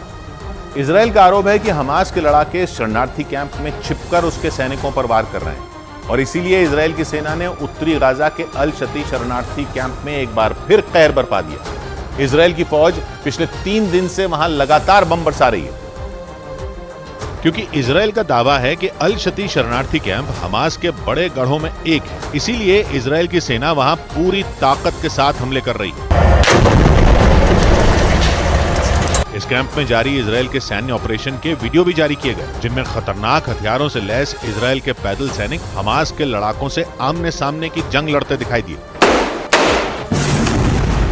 एक वीडियो में इजराइल के जवान एक इमारत की पहली मंजिल से दूसरी इमारत में छिपे हमास के लड़ाकों पर गोलियां चलाते नजर आए, जबकि दूसरे वीडियो में इजराइल का एक टैंक अल शती कैंप की गलियों में घुसकर हमला करता दिखाई दिया। वहां से जंग की जो तस्वीरें सामने आईं, उनमें हर तरफ सिर्फ और सिर्फ बर्बादी नजर आई। पिछले 3 दिनों से जारी इजराइल की बमबारी ने वहां की ज्यादातर इमारतों को मलबे के ढेर में बदल दिया। लेकिन हमास को मिटाने पर तुली इजराइल की सेना घनी आबादी वाले उस इलाके पर हमले करने से नहीं चूक रही, क्योंकि इजराइल ने वहां हमास के कई अहम ठिकाने होने का दावा किया और आरोप लगाया कि अल शती शरणार्थी कैंप में स्कूलों, अस्पतालों और मस्जिदों के आसपास हमास ने सुरंगें बना रखी हैं, जिनका इस्तेमाल हमास के लड़ाके इजराइल के हमलों से बचने और उसके सैनिकों पर वार करने के लिए करते हैं। अल शती गाजा का तीसरा सबसे बड़ा शरणार्थी कैंप है, जो उत्तरी गाजा में इजराइल की सीमा से कुछ ही किलोमीटर की दूरी पर है। करीब आधा किलोमीटर के दायरे में फैला ये कैंप गाजा के सबसे घनी आबादी वाले इलाकों में एक, जहां जंग से पहले करीब 90,000 लोग रह रहे थे, लेकिन इजराइल के हमलों के बाद जान बचाने के लिए हजारों लोगों ने ये इलाका छोड़ दिया। हालांकि अब भी वहाँ सैकड़ों परिवार मौजूद हैं जिन पर हर वक्त मौत मंडराती रहती है, क्योंकि हमास के खात्मे की कसम खाने वाली इजराइल की सेना वहां लगातार बम बरसा रही है। और इसके लिए इजराइल सिर्फ जमीन ही नहीं बल्कि समंदर और आसमान से भी प्रहार कर रहा है। इजराइल का दावा है कि उसके हमलों में अल शती शरणार्थी कैंप के आसपास मौजूद हमास के ज्यादातर ठिकाने तबाह हो चुके हैं, जिसके बाद उसके लड़ाके उस शरणार्थी कैंप की दूसरी इमारतों में छिपकर हमले कर रहे हैं, जिन्हें खत्म करने के लिए इजराइल के जवान वहां एक एक मकान की तलाशी लेते नजर आए। इस दौरान उन्हें हमास का जो भी लड़ाका मिला उसे गोलियों से भून दिया गया। इजराइल ने 3 रोज पहले हमास पर हमले का दूसरा चरण शुरू करने का ऐलान किया था, जिसके बाद से ही अल शती कैंप में हाहाकार मचा हुआ, क्योंकि उत्तरी गाजा में भूमध्य सागर के किनारे पर मौजूद इस शरणार्थी कैंप पर इजराइल ने जमीन के साथ साथ आसमान और समंदर से एक साथ हमले कर दिए और इस इलाके में मौजूद हमास के ज्यादातर ठिकानों को मिट्टी में मिलाने का दावा किया। इजराइल के मीडिया के मुताबिक बीते 3 दिन में वहां की सेना अल शती कैंप पर 50 से ज्यादा हवाई हमले कर चुकी है, जिनमें हमास की 5 सुरंगों को ध्वस्त करने और उसके कई लड़ाकों को ढेर करने का दावा किया गया। इस बीच इजराइल की उत्तरी सीमा पर भी लड़ाई बेहद खतरनाक होती जा रही है। वहां हिजबुल्लाह के ताबड़तोड़ हमलों से भड़के इजराइल ने जंग का दायरा बढ़ाते हुए लेबनान की सीमा के काफी भीतर तक हमले करने शुरू कर दिए और लेबनान की सीमा से कई किलोमीटर अंदर बने हिजबुल्लाह के ठिकानों पर बम बरसा दिए। तीर के आसपास ही देखिए किस तरीके से बड़ा हमला अभी किया है और आप धुएं का गुब्बार देख सकते हैं। इजराइल के हमलों के बाद लेबनान की सीमा के काफी अंदर के इलाकों में धमाके सुनाई दिए और वहां से धुएं का गुबार भी उठता नजर आया। बताया गया कि इजराइल ने हिजबुल्लाह को तगड़ा जवाब देने के लिए ये नया कदम उठाया, क्योंकि पिछले कुछ दिनों से हिजबुल्लाह इजराइल के लिए हमास से भी बड़ी मुसीबत साबित हो रहा है। हिजबुल्लाह के लड़ाके न दिन देख रहे हैं न रात, वो लगातार लेबनान की सीमा के करीब बने गाँवों को निशाना बना रहे हैं। पिछले 24 घंटों में तो हिजबुल्लाह के लड़ाकों ने इजराइल पर 13 से ज्यादा हमले किए और हिजबुल्लाह अपने इन हमलों का वीडियो जारी करके भी इजराइल की परेशानी बढ़ा रहा है। माना जा रहा है कि ऐसे वीडियो जारी कर हिजबुल्लाह इजराइल के सैनिकों का हौसला तोड़ना चाहता है और उन्हें यह भी बता रहा है कि इजराइल की सेना हिजबुल्लाह को हमास की तरह समझने की कोशिश न करे, क्योंकि हिजबुल्लाह हमास से ज्यादा खतरनाक हथियारों से वार करने की ताकत रखता है। इजराइल की सेना को खौफ से भरने के लिए हिजबुल्लाह ने एक बार फिर एक वीडियो जारी किया, जिसमें इजराइल के एक बड़े इलाके में एक के बाद एक कई धमाके होते दिखाई दिए। किस तरह से सायरन की आवाज यहाँ पर गूंजती है, यहीं पर अभी बड़े धमाकों की आवाज यहाँ पर आई है। हिजबुल्लाह ने इजरायली सेना को निशाना बनाने के बाद ये दावा किया कि उसने इजराइल के ताकतवर मेरकवा टैंक को तबाह कर दिया। इजरायली फौज ने अपने इस घातक टैंक को गाजा के साथ साथ लेबनान की सीमा पर भी तैनात किया है। इजराइल के मुताबिक उसके मेरकवा टैंक को दुश्मनों को ढेर करने में महारत हासिल है, लेकिन पिछले कुछ दिनों में हिजबुल्लाह ने कई बार यह दावा किया कि मेरकवा टैंक उसकी मिसाइलों का निशाना बन गया। माना जा रहा है कि इस बात का ढोल पीटकर भी हिजबुल्लाह ये साबित करने की कोशिश कर रहा है कि इजराइल की सेना उसके आगे कहीं नहीं ठहरती। इस बीच इजराइल के कब्जे वाले वेस्ट बैंक में रह रहे फिलिस्तीन के लोगों ने इजरायली सेना पर उनके घर में घुसकर लोगों को बंधक बनाने का आरोप लगाया। उन लोगों ने इससे जुड़ा एक वीडियो भी जारी किया। जिसमें इजरायली सैनिक एक घर में घुसकर कुछ लोगों के साथ मारपीट करते दिखे, जिसकी वजह से वहां चीख पुकार मच गई। दावा किया गया कि मारपीट करने के बाद इजरायली सैनिक उस घर से 5 लोगों को बंधक बनाकर अपने साथ ले गए। दावा किया गया कि ये वीडियो वेस्ट बैंक में रहने वाले एक सामाजिक कार्यकर्ता ने टिकटॉक पर लाइव चला दिया था, जिसमें इजरायली सैनिक उस घर में मौजूद लोगों पर लात घूंसे बरसाते दिखे।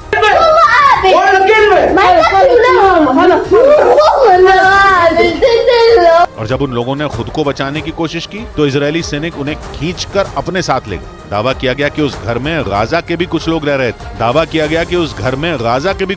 थे। और उन्हें भी इजरायली सैनिक अपने साथ उठाकर ले गए। लेकिन ऐसा पहली बार नहीं हुआ है जब इजरायल की सेना पर इस तरह के आरोप लगे।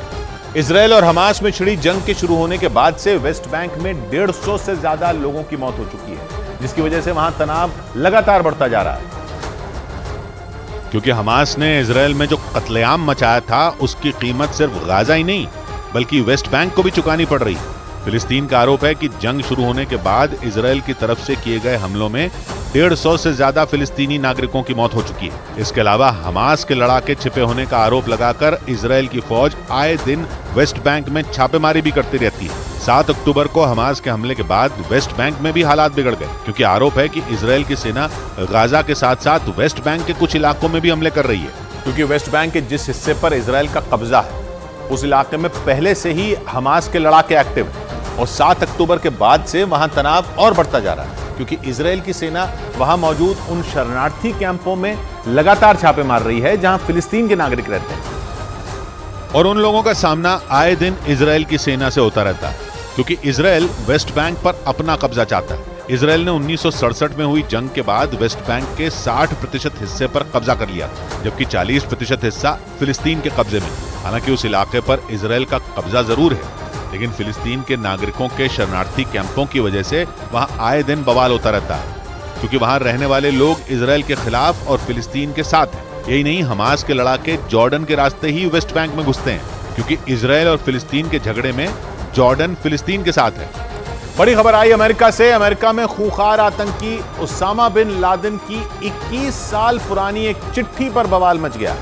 खबर है कि इजरायल और हमास जंग के बीच अमेरिका में फिलिस्तीन के कुछ समर्थकों ने सोशल मीडिया पर लादेन की उस चिट्ठी को शेयर किया जिसमें लादेन ने अमेरिका के खिलाफ जमकर जहर उगला था। यही वजह रही कि जैसे ही लादेन की वो चिट्ठी वायरल हुई अमेरिका में बवाल मच गया, क्योंकि लादेन की उस चिट्ठी में यह लिखा हुआ था कि इजरायल का साथ देने की कीमत अमेरिका ईसाइयों के खून से चुकाएगा। अमेरिका हमास की जंग की शुरुआत से ही इजरायल का साथ दे रहा है, जिसका विरोध अमेरिका के कई शहरों में भी देखने को मिल रहा है। लेकिन खूंखार आतंकी उसामा बिन लादेन की 21 साल पुरानी चिट्ठी के वायरल होने के बाद अमेरिका में कोहराम मच गया। खबर के मुताबिक ब्रिटेन के अखबार द गार्डियन ने उसामा बिन लादेन की उस चिट्ठी को अपनी वेबसाइट पर छापा, जिसे अमेरिका में फिलिस्तीन के समर्थन करने वाले कुछ लोगों ने टिकटॉक पर वायरल कर दिया। और इसके बाद वहां ऐसा बवाल मचा जिसके बारे में बाइडेन सरकार ने भी नहीं सोचा था, क्योंकि 21 साल पुरानी उस चिट्ठी में उसामा बिन लादेन ने अमेरिका के लिए जमकर जहर उगला था। उस चिट्ठी में उसामा बिन लादेन ने फिलिस्तीनियों के खून का बदला लेने की बात कही थी। उसने लिखा था कि अमेरिका को इजरायल का समर्थन करने की कीमत ईसाइयों के खून से चुकानी होगी। 21 साल पहले खूंखार आतंकी उसामा बिन लादेन ने अपनी चिट्ठी के जरिए अमेरिका पर जमकर निशाना साधा था और इजरायल के साथ खड़े होने के लिए अमेरिका को धमकाया भी था। और इसीलिए जैसे ही ओसामा बिन लादेन की वो चिट्ठी वायरल हुई अमेरिका के लोगों का गुस्सा भड़क गया। लादेन की चिट्ठी पर वहां किस हद तक बवाल मचा है इसका अंदाजा इस बात से लगाया जा सकता है कि वहां की संसद में लादेन की चिट्ठी शेयर करने वालों पर एक्शन लेने तक की मांग की गई, ताकि लोग उस चिट्ठी को शेयर करने से बचें। क्योंकि द गार्डियन अखबार ने जैसे ही उसामा बिन लादेन की उस चिट्ठी को अपनी वेबसाइट पर छापा, फिलिस्तीन का समर्थन करने वालों ने उसे इसलिए शेयर किया क्योंकि उन्हें लादेन की बातें ठीक लगी। जो चिट्ठी वायरल हुई उसे उसामा बिन लादेन ने 2002 में लिखा था। उसने अपनी चिट्ठी में अफगानिस्तान में अमेरिका की सैन्य कार्रवाई पर भी टिप्पणी करते हुए वहां मारे गए लोगों की मौत का जिम्मेदार अमेरिका को ठहराया था। इतना ही नहीं, फिलिस्तीनियों की मौत के लिए भी अमेरिका को ही जिम्मेदार ठहराया था। और इसीलिए लादेन की चिट्ठी के टिकटॉक पर वायरल होने पर अमेरिका की संसद में भी बवाल मच गया। कुछ सांसदों ने तो टिकटॉक पर बैन की मांग कर डाली, जिसके बाद टिकटॉक ने भी बिना वक्त गंवाए पूरे मामले पर सफाई दी। जबकि बवाल बढ़ने के बाद द गार्डियन अखबार ने भी अपनी वेबसाइट से लादेन की उस चिट्ठी को हटा दिया। लेकिन इसके बावजूद अमेरिका में लादेन की चिट्ठी की चर्चा थमने का नाम नहीं ले रही, क्योंकि लादेन की वो चिट्ठी फिलिस्तीन का समर्थन करने वाले लोगों के हाथ लग गई और देखते ही देखते उसे खूब वायरल किया गया। हालांकि चिट्ठी पर जब बवाल बढ़ा तो टिकटॉक की तरफ से सफाई भी पेश की गई, क्योंकि अमेरिका में टिकटॉक को बैन करने की मांग तेज हो गई। टिकटॉक पर आरोप लगे कि उसके जरिए आतंकवाद को बढ़ावा देने वाले कंटेंट को प्रमोट किया गया, जिसके बाद टिकटॉक की तरफ से बयान जारी कर यह भरोसा दिया गया कि बिन लादेन की चिट्ठी पर बैन लगाया जाएगा। जबकि चारों तरफ से आलोचना होने के बाद द गार्डियन ने भी लादेन की चिट्ठी को डिलीट कर दिया। लेकिन लादेन की चिट्ठी पर अमेरिका ऐसा सुलगा कि व्हाइट हाउस की तरफ से बयान तक जारी किया गया, जिसमें उसामा बिन लादेन की उस चिट्ठी को झूठा बताते हुए उसे यहूदियों को बदनाम करने की साजिश बताया गया। और खबर के मुताबिक खूंखार आतंकी उसामा बिन लादेन ने यह चिट्ठी 9/11 हमले के ठीक 1 साल बाद लिखी थी, जिसमें उसने अमेरिका में हुए आतंकी हमले को जायज ठहराया था। और इसीलिए जैसे ही उसामा बिन लादेन की चिट्ठी सोशल मीडिया पर वायरल हुई, अमेरिका के लोगों के जख्म एक बार फिर हरे हो गए। उसामा बिन लादेन ही वो मास्टरमाइंड था जिसने 11 सितंबर 2001 को अमेरिका पर भीषण हमला करवाकर उसे दहला दिया था, जिसमें बड़ी संख्या में लोग मारे गए थे। जिसके बाद अमेरिका ने ओसामा बिन लादेन को मारने के लिए पूरी ताकत झोंक दी थी और अमेरिका ने लादेन को मौत की नींद सुलाने के बाद ही चैन की सांस ली थी।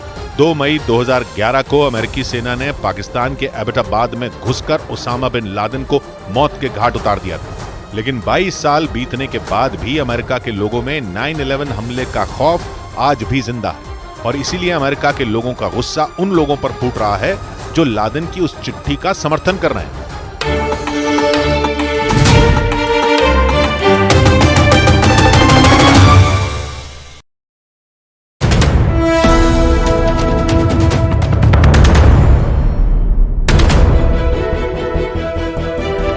मैंने कहा रुको भाई, माँ बेटे को सुबह की चाय तो पी लेने दो, है ना? अरे माँ, आप मुझे फोन कर रही हो? तो और क्या करूं? चाय। प्यार से चाय बनाते, प्यार से रिश्ते निभाते। वाघ बकरी चाय हमेशा रिश्ते बनाए। ये नया इंडिया, नए नजरिए का इंडिया, जहां लोगों का नंबर 1 भरोसा बनता है वो जो उनके मुद्दे, उनकी आवाज निडर होकर उठाता है, लोगों की नंबर 1 पसंद बनता है वो जो सिर्फ रफ्तार नहीं जिम्मेदारी पर भी विश्वास रखता है। देश का नंबर 1 न्यूज चैनल बनता है वो जो देश हित और जनहित दोनों को सर्वोपरि समझता है। न्यूज़ 18 इंडिया, नए इंडिया का नया नंबर 1 न्यूज चैनल। क्या खुशबू आ रही है। ऑफिस के बाहर तुम्हारी ये वाली चाय 200 रुपए में बिकेगी, पता है? मैं ये वाली चाय सबके लिए नहीं बनाती। प्यार से चाय बनाते, प्यार से रिश्ते निभाते। वाघ बकरी चाय हमेशा रिश्ते बनाए।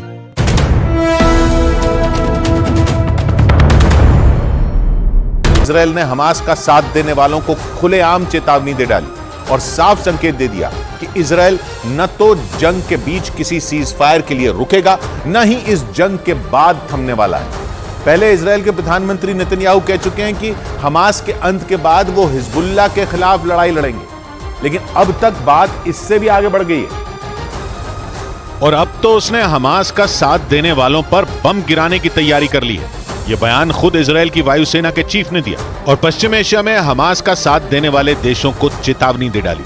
इजराइल की वायुसेना के चीफ ने बयान दिया कि जरूरत पड़ी तो वो पश्चिम एशिया में कहीं भी कार्रवाई कर सकते हैं। यमन का तो उन्होंने नाम तक ले डाला और चेतावनी दी कि जरूरत पड़ने पर पूरे पश्चिम एशिया में कहीं भी बम गिराए जा सकते हैं। जिसका मतलब ये हुआ कि इजराइल ने पश्चिम एशिया में भी भयंकर जंग की तैयारी कर डाली, क्योंकि उसने बेझिझक होकर बोल दिया कि जो भी हमास का साथ देगा वो इजराइल के निशाने पर आ जाएगा। क्योंकि इजराइल वहां भी वैसी ही बमबारी कर सकता है जैसी उसने गाजा पट्टी में की। या यूं कहें कि इजराइल ने जता दिया कि हमास के अंत के लिए वो पश्चिम एशिया को भी जंग में झोंक सकता है और केवल गाजा में नहीं बल्कि लेबनान से यमन तक भयंकर जंग छेड़ सकता है। क्योंकि 7 अक्टूबर के बाद से पश्चिम एशिया में इजराइल के खिलाफ ऐसा माहौल बना कि लगने लगा कि ये लड़ाई यहूदी बनाम मुस्लिम देश हो गई, क्योंकि इजराइल पर लेबनान, सीरिया और जॉर्डन जैसे मुस्लिम देशों से हमले का खतरा मंडराने लगा। ईरान ने खुलकर धमकी भी दी थी कि अगर गाजा पर हमले नहीं रुके तो इजराइल पर चौतरफा हमले होंगे और जंग के कई मोर्चे खुल जाएंगे। लेकिन इजराइल ईरान की धमकी से नहीं डरा, उल्टा उसने गाजा में हमले और तेज कर दिए। न अस्पतालों को छोड़ा, न शरणार्थी कैंपों को, स्कूलों और मस्जिदों तक पर बम गिराए और अब तो वो उत्तरी गाजा के एक बड़े हिस्से पर नियंत्रण का दावा कर रहा है। जिसके बाद उसने पश्चिम एशिया में हमास का साथ देने वालों को चेतावनी दे डाली और लगने लगा कि इजराइल पश्चिम एशिया को जंग की आग में झोंकने की तैयारी में, क्योंकि वो भड़का हुआ है। कनाडा के पीएम हो या तुर्की के राष्ट्रपति, जिसने भी इजराइल के गाजा पर किए गए हमले के मामले में इजराइल को टोका, इजराइल ने उसे मुंह तोड़ जवाब दिया और डंके की चोट पर ऐलान कर दिया कि वो हमास के अंत के मामले में किसी की नहीं सुनेगा और हर उस देश या संगठन से भिड़ जाएगा जो हमास का साथ दे रहा है, क्योंकि इजराइल की वायुसेना के चीफ ने बयान दिया कि वो यमन पर भी हमला कर सकते हैं।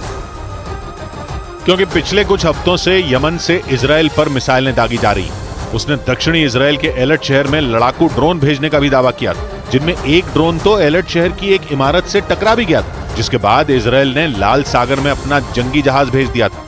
उसका एरो 3 मिसाइल डिफेंस सिस्टम भी तैनात कर दिया गया था, जिसका मतलब यह हुआ कि इजराइल लाल सागर की ओर से आने वाले खतरों के लिए सावधान हो गया और अब तो वो यमन पर पलटवार के संकेत दे रहा है, या यूं कहें कि वो हूथी लड़ाकों से लड़ने की तैयारी में है, क्योंकि यमन में सक्रिय हूथी लड़ाकों ने ही इजराइल पर मिसाइल अटैक की जिम्मेदारी ली थी। जिसके बाद इजराइल ने भी उन्हें सबक सिखाने का मन बना लिया, क्योंकि हूथी विद्रोही हमास के साथ खड़े हैं। उन्होंने इजराइल को गाजा में हमले न रोकने पर मिसाइल अटैक तेज करने की धमकी भी दी थी और इसीलिए इजराइल ने खुलकर चेतावनी दी कि वो यमन पर भी बमबारी कर सकता है और वहां सक्रिय हूथी विद्रोहियों को सबक सिखा सकता है, जिसके लिए वो दक्षिणी इजराइल से करीब 2000 किलोमीटर दूर यमन की राजधानी सना तक मिसाइलें भी दाग सकता है और उसके लड़ाकू विमान लाल सागर पार करके यमन की राजधानी सना पर बम भी गिरा सकते हैं। क्योंकि भले ही यमन और इजराइल बॉर्डर शेयर ना करते हों, लेकिन वो लाल सागर के जरिए एक दूसरे से जुड़े हैं। क्योंकि यमन उत्तर में सऊदी अरब और पश्चिम में लाल सागर से घिरा है और अफ्रीका और एशिया को अलग करने वाला लाल सागर हिंद महासागर में एंट्री का रास्ता खुलता है। इसके पूर्वी छोर पर सऊदी अरब और यमन जैसे देश हैं, जबकि पश्चिमी छोर पर मिस्र और सूडान जैसे देश हैं और इन सब के बीच इजराइल का भी एक छोटा सा कोना लाल सागर से लगता है, जहां इजराइल का एलर्ट शहर बसा है, जिस पर हमास और इजराइल की जंग शुरू होने के बाद यमन के हूथी लड़ाकों ने कई बार मिसाइलें दागी, जिन्हें कभी इजराइल के एरो 3 मिसाइल डिफेंस सिस्टम ने मार गिराया तो कभी लाल सागर में तैनात अमेरिका के जंगी जहाजों ने पस्त कर दिया, लेकिन हूथी लड़ाकों ने हमले जारी रखे, जिससे इजराइल भड़क गया और उसने यमन का नाम लेकर हूथी लड़ाकों को चेतावनी दी, या यूं कहें कि इजराइल ने ईरान को बता दिया कि वो ट्रिपल एच से दो हाथ करने के लिए तैयार है, क्योंकि ट्रिपल एच के पहले एच हमास से वो जंग लड़ ही रहा है, दूसरे एच हिजबुल्लाह के खिलाफ भी जंग का मोर्चा खुलता दिखा और अब इजराइल ने यमन के हूथी लड़ाकों से भिड़ने की तैयारी भी कर ली। यानी ट्रिपल एच का तीसरा एच कहे जाने वाले हूथी लड़ाकों से भी जंग का माहौल बनने लगा। यानी ईरान ने जिन 3 कट्टरपंथी संगठनों की चुनौती इजराइल के सामने खड़ी की थी, इजराइल ने उस चुनौती को स्वीकार कर लिया और ऐसे संकेत दिए मानो पूरा पश्चिम एशिया गाजा जंग की चपेट में आ सकता है। कम से कम इजराइल के वायुसेना के चीफ ने तो यही इशारा किया और ऐसा खतरनाक बयान दिया कि पश्चिम एशिया में खतरे की घंटी बज गई। वैसे भी जंग शुरू होने के कुछ ही दिन बाद नेतन्याहू ने अपने इरादे जता दिए थे और हमास को चेतावनी देते हुए कहा था कि इजराइल उससे ऐसा बदला लेगा कि पूरे पश्चिम एशिया का नक्शा ही बदल जाएगा। यानी नेतन्याहू ने करीब 1 महीने पहले जो खतरनाक संकेत दिए थे, अब वो सच हो सकते हैं, जिसके लिए ईरान को भी जिम्मेदार माना जा सकता है, क्योंकि हमास और इजराइल की जंग के बाद ईरान ने इजराइल के खिलाफ माहौल बनाने का कोई मौका नहीं छोड़ा और उसे जंग के कई मोर्चे खुलने की धमकी तक दे डाली, क्योंकि माना जा रहा है कि इस जंग की आड़ में ईरान पश्चिम एशिया का नेता बनने के चक्कर में। वो अलग बात है कि उसके इस मंसूबे पर कुछ मुस्लिम देश ही पानी फेरते दिखे, क्योंकि ईरान चाहता है कि पश्चिम एशिया के मुस्लिम देश इजराइल का बहिष्कार कर दें, उससे सारे रिश्ते तोड़ दें। लेकिन सऊदी अरब, संयुक्त अरब अमीरात और कतर समेत 7 मुस्लिम देश ऐसा नहीं चाहते, क्योंकि वो ईरान को मुस्लिम देशों का नेता नहीं बनने देना चाहते और इसीलिए उन्होंने ईरान का इजराइल के बहिष्कार का प्रस्ताव ठुकरा दिया और इजराइल से बातचीत का रास्ता खुला रखा।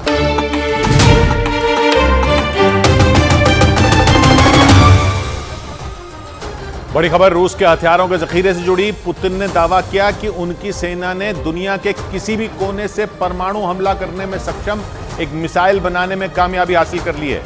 पुतिन के मुताबिक उनकी ये मिसाइल एक उल्का पिंड की तरह गिरकर हमला कर सकती है।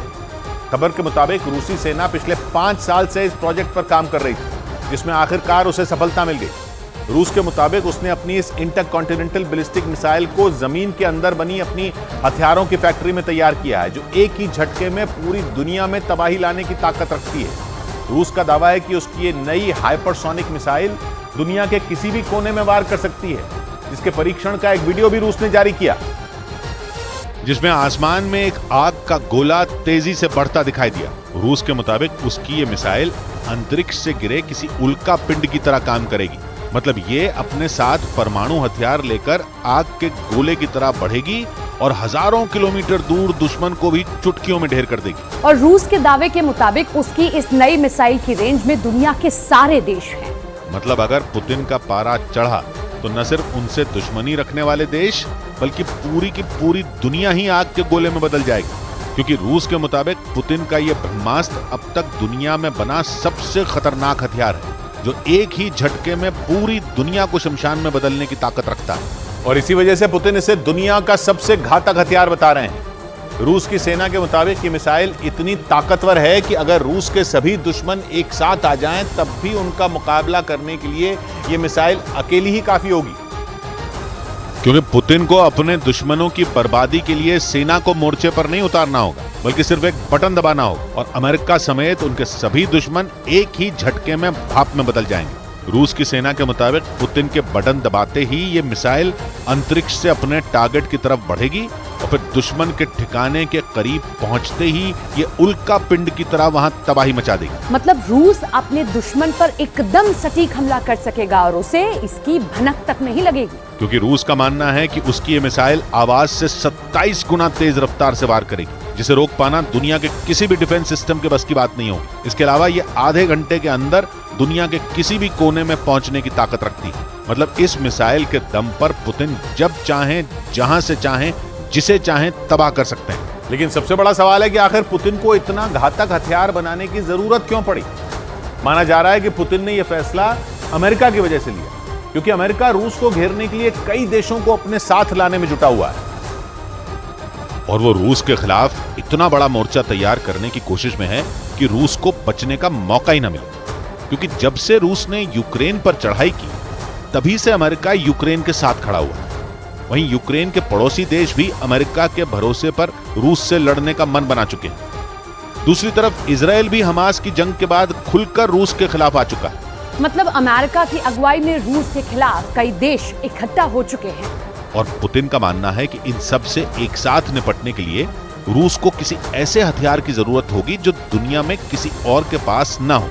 माना जा रहा है कि इसी वजह से रूस ने अपनी इस घातक मिसाइल को तैयार किया है, जो पलक झपकते ही बर्बादी की कहानी लिखने की ताकत रखेगी। लेकिन यूक्रेन का दावा है कि पुतिन इस मामले में कोरा झूठ बोल रहे हैं। मतलब यूक्रेन के मुताबिक पुतिन ने ऐसी कोई मिसाइल बनाई नहीं है, बल्कि वो पूरी दुनिया को डराने की कोशिश में लगे। यूक्रेन ने दावा किया कि पुतिन अपने खिलाफ लामबंद हो रहे देशों से घबरा चुके हैं, इसलिए वो अपने पास दुनिया के सबसे घातक हथियार होने का झूठ फैलाकर सबको डराना चाहते हैं। हालांकि ये कोई पहला मौका नहीं है। यूक्रेन इससे पहले भी पुतिन के मिसाइलों के परीक्षण फेल होने का दावा कर चुका है और कुछ दिन पहले ही जेलेंस्की ने भी ये आरोप लगाया था कि पुतिन ने दुनिया से छिपकर अपनी नई परमाणु मिसाइलों की टेस्टिंग की थी, जिसमें वो असफल साबित हुए थे। लेकिन उन्होंने इस बात को दुनिया से छिपा लिया, क्योंकि अगर ये बात सबके सामने आ जाती तो पुतिन की इज्जत मिट्टी में मिल जाती। लेकिन अगर रूस के दावे में थोड़ी सी भी सच्चाई है तो ये मिसाइल न सिर्फ अमेरिका बल्कि नेटो के सदस्य देशों के लिए भी बड़ा खतरा साबित हो सकती है, क्योंकि पुतिन यूक्रेन में जारी जंग की शुरुआत से ही ये बात कई बार दोहरा चुके हैं कि वो नेटो के एक भी सदस्य को नहीं बख्शेंगे। ऐसा इसलिए क्योंकि जंग में नेटो के सभी सदस्य यूक्रेन के साथ खड़े नजर आए, और ऐसा इसलिए क्योंकि नेटो में सबसे ऊंचा ओहदा अमेरिका का है। और अमेरिका तो खुलकर ये कह चुका है कि जंग के आखिरी दिन तक वो यूक्रेन की मदद से पीछे नहीं हटेगा। मतलब अंजाम चाहे जो भी हो, अमेरिका रूस को रोकने में अपनी पूरी ताकत लगा देगा, और माना जा रहा है कि ऐसा करने में नेटो के देश उसका साथ देंगे। इसलिए पुतिन उन्हें भी अपनी दुश्मनों की लिस्ट में जोड़ चुके हैं। बड़ी खबर पाकिस्तान और अफगानिस्तान के बीच जारी तनाव से जुड़ी। पाकिस्तान के सेना प्रमुख जनरल आसिम मुनीर ने अफगानिस्तान पर हमले की धमकी दे दी।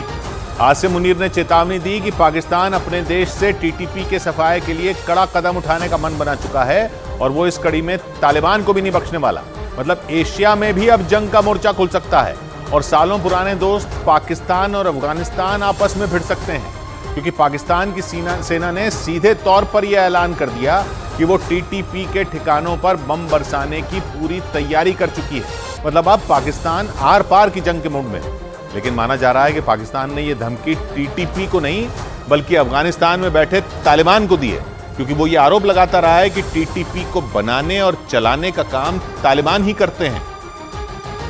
मतलब पाकिस्तान की सेना ने सीधे सीधे तालिबान से भिड़ने का मन बना लिया है। पाकिस्तान के सेना प्रमुख ने साफ कर दिया कि उनके पास टीटीपी के करीब करीब सभी ठिकानों की पुख्ता जानकारी है, जहां वो किसी भी वक्त बम बरसाकर तबाही का तूफान ला सकते हैं। पाकिस्तान की सेना के सूत्रों के मुताबिक इसके लिए वहां की वायुसेना को तैयार रहने के आदेश भी दे दिए गए, जिसका मतलब ये हुआ कि पाकिस्तान सीधे सीधे तालिबान पर बमबारी करने की धमकी दे रहा है। और ये ऐलान किसी और ने नहीं बल्कि पाकिस्तानी सेना प्रमुख जनरल आसिम मुनीर ने किया है। उन्होंने चेतावनी देते हुए ये कहा कि अगर जरूरत पड़ी तो पाकिस्तान की सेना अफगानिस्तान में घुसकर टीटीपी के ठिकानों पर ताबड़तोड़ हमले करने से भी नहीं चूकेगी, क्योंकि पाकिस्तान का आरोप है कि तालिबान जानबूझकर टीटीपी पर लगाम लगाने से कतरा रहा है। पाकिस्तान के कार्यवाहक प्रधानमंत्री अनवर उल हक काकर ने तो ये तक कह दिया था कि तालिबान ही टीटीपी को हमले के लिए उकसाते हैं और उन्हीं के इशारों पर पाकिस्तान को दहलाने की साजिश रची जाती है। पाकिस्तान के मुताबिक वो इस मामले को आपसी बातचीत के जरिए सुलझाना चाहता था, जिसके लिए उसने अपने विशेष दूत आसिफ दुर्रानी को काबुल भी भेजा था ताकि तालिबान के साथ मिलकर टीटीपी पर चोट की जा सके। लेकिन उसका आरोप है कि तालिबान ने इस मामले में पाकिस्तान की मदद करने से साफ इनकार कर दिया था, जिसका असर ये हुआ था कि आसिफ दुर्रानी को काबुल से खाली हाथ लौटना पड़ा था। और उसी दिन से पाकिस्तान ये आरोप लगाता रहा है कि तालिबान टीटीपी के जरिए उसके इलाकों को निशाने पर ले रहे हैं। हालांकि अब तक वो इस बात को इशारों में कह रहा था, लेकिन पिछले हफ्ते पाकिस्तान के कार्यवाहक प्रधानमंत्री अनवर उल हक काकर ने इस मामले में तालिबान पर सीधी चढ़ाई कर दी थी। और इस दौरान पाकिस्तान के कार्यवाहक पीएम अनवर उल हक काकर ने टीटीपी को सीधे सीधे तालिबान का मुखौटा बता दिया था। उन्होंने आरोप लगाया था कि टीटीपी यानी तहरीक तालिबान पाकिस्तान के आतंकियों ने पाकिस्तान में जो धमाके किए उनके ऑर्डर उन्हें तालिबान से मिले थे। मतलब उन्होंने पाकिस्तान में हुए आतंकी हमलों के लिए तालिबान को जिम्मेदार ठहराया था। इस दौरान उन्होंने अमेरिका को भी निशाने पर लिया था और यह दावा किया था कि पाकिस्तान पर हुए हमलों की साजिश तालिबान ने रची थी और इसमें उसका साथ अमेरिका ने भी दिया था, क्योंकि उनका आरोप था टीटीपी के लड़ाकों ने पाकिस्तान में तबाही मचाने के लिए अमेरिकी फौज के हथियारों का इस्तेमाल किया था। हालांकि अमेरिका और तालिबान दोनों ने ही पाकिस्तान के इन आरोपों को सिरे से नकार दिया था, लेकिन उस वक्त भी पाकिस्तान ने ये संकेत दिए थे कि वो इस मामले में तालिबान पर कड़ा एक्शन लेने के मूड में है। और तभी से आशंका जताई जाने लगी थी कि पाकिस्तान अपने पड़ोसी अफगानिस्तान के खिलाफ जल्द ही कोई ठोस फैसला ले सकता है।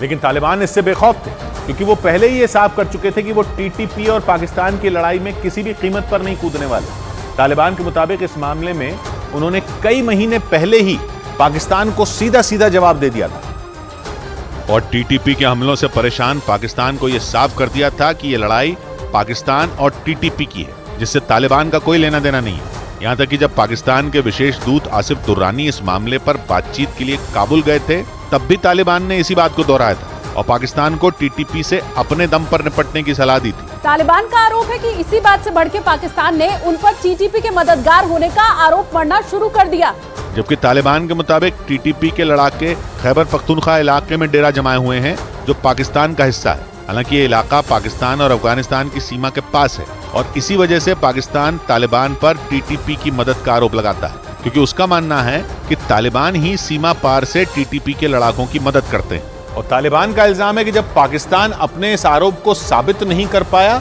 तो उसने इसका बदला अपने देश में मौजूद अफगान शरणार्थियों से लेना शुरू कर दिया। अफगानिस्तान सरकार ने आरोप लगाया कि पाकिस्तान ने उनके यहां से शरणार्थियों को मारकर भगाया था और उन्हें अपना सामान समेटने का वक्त तक नहीं दिया था। तालिबान के मुताबिक पाकिस्तान ने टीटीपी के मुद्दे पर लिए उसके फैसले से झुंझलाकर ही अफगान शरणार्थियों को निकालने का फैसला लिया था और उसने इसके लिए 31 अक्टूबर की डेडलाइन तक तय कर दी थी, जिसके बाद पाकिस्तान और अफगानिस्तान के बीच मौजूद तोरखम बॉर्डर पर शरणार्थियों के जत्थे नजर आए थे और वहां के कुछ मीडिया रिपोर्ट्स के मुताबिक इन शरणार्थियों की तादाद लाखों में थी। मतलब एक ही झटके में पाकिस्तान में रह रहे लाखों अफगान शरणार्थी बेघर हो गए थे। तालिबान का आरोप तो ये भी है कि उनमें कई लोगों को तो पाकिस्तान की पुलिस ने घरों से निकाल कर उनके साथ मारपीट तक की थी। वहीं कुछ लोगों का कीमती सामान भी छीन लिया गया था। यहाँ तक कि पाकिस्तान ने खुद भी ये बात मानी थी कि उसने कई अफगान शरणार्थियों को जेल में भी डाल दिया था, जिनमें बच्चे और महिलाएं भी शामिल थी। क्योंकि पाकिस्तान ने इसके पीछे यह दलील दी थी कि उसके इलाकों में हुए टीटीपी के हमलों में वहां बसे अफगान शरणार्थियों ने भी बराबर का साथ दिया। मतलब पाकिस्तान ने सीधे सीधे यह आरोप लगाया था कि उसके शहरों में रह रहे अफगानिस्तान के लोग उसी के खिलाफ रची जा रही साजिश का हिस्सा हैं और वो उसके सबसे बड़े दुश्मन यानी टीटीपी के लिए स्लीपर सेल की तरह काम कर रहे थे। पाकिस्तान ने आरोप लगाया था कि उस पर अब तक टीटीपी ने जितने भी हमले किए उन सब में पाकिस्तान में रह रहे अफगान नागरिकों ने मदद की। हालांकि तालिबान ने साफ कर दिया था कि टीटीपी के हमलों से न तो अफगानिस्तान की सरकार का कोई लेना देना है और न ही अफगानिस्तान के लोगों का कोई वास्ता है। लेकिन पाकिस्तान ने उसकी इस अपील को नकारते हुए अफगान शरणार्थियों को पाकिस्तान से निकलने का फरमान सुना दिया था, जिसके बाद तालिबान भी पाकिस्तान पर बुरी तरह भड़क गया और उन्होंने पाकिस्तान से उनके नागरिकों के साथ नरमी से पेश आने की अपील की थी। इस दौरान तालिबान ने चेतावनी भी दी थी कि अगर पाकिस्तान में मौजूद अफगान शरणार्थियों के साथ ज्यादती की गई तो फिर पाकिस्तान को तालिबान के गुस्से का सामना करना ही पड़ेगा। उधर तुर्की की फौज ने उत्तरी इराक में कुर्द लड़ाकों के ठिकानों पर भीषण बमबारी कर दी और 13 लड़ाकों को मार गिराने का बड़ा दावा कर दिया। तुर्की के रक्षा मंत्रालय की तरफ से कुर्द लड़ाकों पर कहर ढाने का एक वीडियो भी जारी किया गया, जिसमें तुर्की की सेना लड़ाकू विमान से कुर्द लड़ाकों के संगठन पीकेके के ठिकाने पर मिसाइल दागती नजर आई, जबकि ताबड़तोड़ हवाई हमलों के बाद वहां जोरदार धमाका होता दिखाई दिया। ऐसा लगा जैसे किसी बड़े इलाके को निशाना बनाया गया और वहां एयर स्ट्राइक के बाद तबाही मच गई, जिससे वो इलाका राख के ढेर में तब्दील हो गया। तुर्की के रक्षा मंत्रालय ने वीडियो जारी कर उत्तरी इराक में कुर्द लड़ाकों के ठिकाने पर बम बरसाने का दावा किया। इसके साथ ही 13 लड़ाकों को भी मार गिराने का उन्होंने दावा किया, जिसे तुर्की ने दुनिया के सामने एक बड़ी कामयाबी के तौर पर पेश किया। क्योंकि कुर्द लड़ाकों ने तुर्की की सेना की नाक में दम कर रखा है, जिन पर तुर्की को दहलाने के आरोप लगते आए। इसलिए तुर्की की फौज कुर्द लड़ाकों का नामो निशान मिटा देने के लिए चुन चुनकर उनका सफाया करने में जुटी है। लेकिन इससे पहले तुर्की की सेना ने कुर्द लड़ाकों के 22 ठिकानों को तबाह करने का दावा किया था, जिसके लिए पिछले महीने उसकी सेना ने उत्तरी इराक के 3 इलाकों में बमों की बरसात कर दी और भीषण हवाई हमलों में इराक दहल उठा, क्योंकि तुर्की की सेना वहां कुर्द लड़ाकों पर काल बनकर टूट पड़ी। क्योंकि 1 अक्टूबर को तुर्की की राजधानी अंकारा में संसद भवन के पास जोरदार धमाका हुआ था, जिसका बदला लेने के लिए तुर्की की सेना ने मोर्चा संभाला और इराक के 3 इलाकों में एयर स्ट्राइक कर दी। बताया गया कि अंकारा में हुए उस धमाके की जिम्मेदारी कुर्द लड़ाकों ने ही ली थी। इस ब्लास्ट में शामिल लड़ाके ने खुद को उड़ा लिया था, जिससे भड़की तुर्की की सेना ने पलटवार करते हुए कुर्द लड़ाकों के 22 ठिकानों को मिट्टी में मिला दिया था। और माना जा रहा है कि अंकारा में हुए उस धमाके के बाद से ही तुर्की ने इराक में कुर्द लड़ाकों के खिलाफ अपनी कार्रवाई तेज कर दी। लेकिन सिर्फ इराक ही नहीं, बल्कि सीरिया में छिपे कुर्द लड़ाकों के खिलाफ भी तुर्की की सेना का ऑपरेशन लगातार जारी है, क्योंकि तुर्की और कुर्द लड़ाकों का झगड़ा काफी पुराना है, जिसे उसकी सेना हमेशा के लिए खत्म कर देना चाहती है। इसलिए इराक और सीरिया में कुर्द लड़ाकों के ठिकाने पर तुर्की के सैनिक लगातार हवाई हमले कर रहे हैं। तुर्की के मुताबिक उसकी सेना तब तक नहीं रुकेगी जब तक वो अपने सबसे बड़े दुश्मन यानी कुर्द लड़ाकों का सफाया नहीं कर देती। तुर्की ये भी धमकी दे चुका है कि अगर उसके रास्ते में कोई आया तो उसे भी इसका अंजाम भुगतना होगा। इतना ही नहीं, तुर्की समेत उसके सहयोगी पश्चिमी देश तो कुर्द लड़ाकों को आतंकवादी मानते हैं, जबकि कुर्द समुदाय के मुताबिक उसके लड़ाके एक अलग देश के लिए लड़ाई लड़ रहे हैं। कुर्द समुदाय के लोग सीरिया, इराक, ईरान, तुर्की और अर्मीनिया में रहते हैं, जिनकी आबादी करीब 3.5 करोड़ है, जो अपने लिए एक अलग देश कुर्दिस्तान की मांग करते हैं, जिसमें इराक का उत्तरी, तुर्की का दक्षिणी और सीरिया का उत्तरी इलाका शामिल करने की मांग है। उधर फिलीपींस में आए एक शक्तिशाली भूकंप ने वहां के लोगों को खौफ से भर दिया। रिक्टर स्केल पर इस भूकंप की तीव्रता 6.9 मापी गई, यानी बहुत तेज भूकंप आया, जिसने वहां जमीन को झकझोर कर रख दिया, जिसका असर फिलीपींस के कई इलाकों में महसूस किया गया। वहां भूकंप के दौरान की रोंगटे खड़े कर देने वाली तस्वीरें सामने आई, जिनमें लोग जान बचाने के लिए इधर उधर भागते नजर आए। फिलीपींस के मिंडनाओ से आए एक वीडियो में दिखा कि जैसे ही भूकंप की वजह से जमीन हिलनी शुरू हुई, वैसे ही एक दफ्तर में चीख पुकार मच गई। भूकंप की डरा देने वाली ये तस्वीरें वहां मौजूद एक आदमी ने अपने मोबाइल फोन में रिकॉर्ड कर ली, जिसमें उस दफ्तर का हर हिस्सा भूकंप से थर्राता नजर आया। ऐसी ही एक तस्वीर वहां के एक रेस्टोरेंट से भी सामने आई, जिसमें सब कुछ हिलता हुआ दिखाई दिया। फिलीपींस में आए इस भूकंप का केंद्र मिंडनाओ में जमीन के अंदर करीब 10 किलोमीटर की गहराई में बताया गया, जिसके झटके 200 किलोमीटर से ज्यादा दूर तक महसूस किए गए और इस भूकंप की तीव्रता रिक्टर स्केल पर 6.9 मापी गई, जिसे रिक्टर स्केल पर तेज भूकंप की श्रेणी में रखा जाता है और इसमें भीड़ भाड़ वाले इलाकों में नुकसान का डर ज्यादा होता है। हालांकि फिलीपींस में आए भूकंप में किसी भी तरह के बड़े नुकसान या किसी के घायल होने की कोई खबर सामने नहीं आई, लेकिन वहां अक्सर भूकंप आते रहते हैं क्योंकि फिलीपींस प्रशांत महासागर के चारों तरफ फैले रिंग ऑफ फायर में आता है, जहां करीब 450 और दुनिया के 75% सक्रिय ज्वालामुखी मौजूद है। रिंग ऑफ फायर करीब 40,000 किलोमीटर लंबा और 500 किलोमीटर चौड़ा है, जिसकी जद में दक्षिण अमेरिका के कई देश और अमेरिका के पश्चिमी इलाके आते हैं। इसके अलावा रूस के पूर्वी इलाके, Japan, Philippines, Solomon islands, Indonesia और न्यूजीलैंड भी रिंग ऑफ फायर के दायरे में, जहां हर वक्त भूकंप का खतरा मंडराता रहता है। उधर जम्मू कश्मीर के कुलगाम में सुरक्षा बल ने 5 आतंकियों को ढेर कर दिया। 24 घंटे से भी ज्यादा चली मुठभेड़ में दोनों तरफ से ताबड़तोड़ फायरिंग हुई और सुरक्षा बल ने 5 आतंकियों को मार गिराया। भारतीय सेना के मुताबिक उन्हें कुलगाम के समनू गांव में 5 आतंकियों के छिपे होने की खुफिया जानकारी मिली थी, जिसके बाद जम्मू कश्मीर पुलिस और सीआरपीएफ के साथ मिलकर उन्होंने उस इलाके में सर्च ऑपरेशन चलाया। सर्च कर रहे थे तो वहां से अंदर से फायर आया और उसके बाद एक एनकाउंटर की शुरुआत हुई। भारतीय सेना के मुताबिक 5 आतंकी लश्कर-ए-तैयबा से जुड़े थे। ये वही लश्कर-ए-तैयबा है जिसका चीफ हाफिज सईद है। इस ऑपरेशन में पुलिस, सेना और सीआरपीएफ लगातार लगी हुई थी और जो भी एंट्री और एग्जिट पॉइंट्स हैं इन एरियाज के, उनको बंद कर दिया गया। बताया गया कि सर्च ऑपरेशन के दौरान उन्होंने पूरे इलाके को सील कर दिया और लोगों की आवाजाही पर रोक लगा दी, क्योंकि वो आतंकी वहां मौजूद घरों से छिपकर फायरिंग कर रहे थे और इसलिए सुरक्षा बल ने वो तीनों घर तबाह कर दिए जहां आतंकी छिपे थे। आतंकियों के खिलाफ एक रोज पहले शुरू हुआ यह ऑपरेशन तब जाकर खत्म हुआ जब सुरक्षा बल के जवानों ने वहां मौजूद 5 आतंकियों को ढेर कर दिया और उन घरों को भी पूरी तरह तबाह कर दिया गया जहां से छिपकर 5 आतंकी सुरक्षा बल के जवानों के साथ मुठभेड़ कर रहे थे। 5 मिलिटेंट इस एनकाउंटर में मारे गए। आप देख सकते हैं 3 मकान हैं, पूरी तरह से ये यहाँ पे खाकस्तर हो गए हैं। आप वहां से जो तस्वीरें आई उनमें आग की लपटें उड़ती दिखी, क्योंकि सुरक्षा बल ने रॉकेट लॉन्चर के जरिए उन घरों को उड़ा दिया था, जिसके बाद चारों तरफ सिर्फ मलबा ही बिखरा नजर आया। बताया गया कि सुरक्षा बल को आतंकियों के उन घरों में छिपे होने की जानकारी मिली थी, जिसके बाद सुरक्षा बल ने उस इलाके को घेर कर उन तीनों घरों को तबाह कर दिया, जिसकी वजह से उन घरों में छिपे आतंकियों को बाहर निकलना पड़ा, क्योंकि खबर है कि वो आतंकी किसी बड़े हमले को अंजाम देने की तैयारी में थे, लेकिन उनके कामयाब होने से पहले ही सुरक्षा बल ने उन्हें मार गिराया।